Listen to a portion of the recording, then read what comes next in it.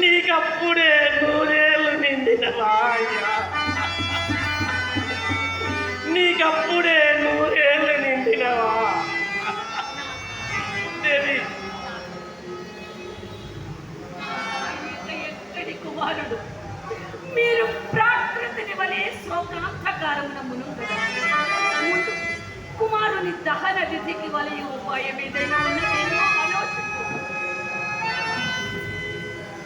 దేవి, మీ దొరసాని కడికేగి పాతయు పిండంపు తండ్రులంబు కైకొనలమ్ము దేవి. అంత కనుక ఈ కుర్రవాణి కలేబరమని నేను చూసదా? నాథ, ఇటు ఇక్కట్టులందును మీరు ధర్మపథంబు తొలంగనందులకు నాకు సంతసమే కలుగుతుంది. నేనును మా దొరసాని కడిగి మాడయు పాకయు అడిగి తెచ్చదా?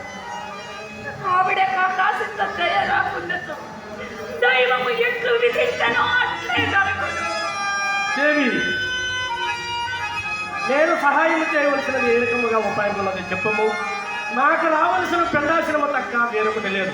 శీఘ్రముగా పోయినమ్ము దేవి, శీఘ్రముగా పోయినమ్ము.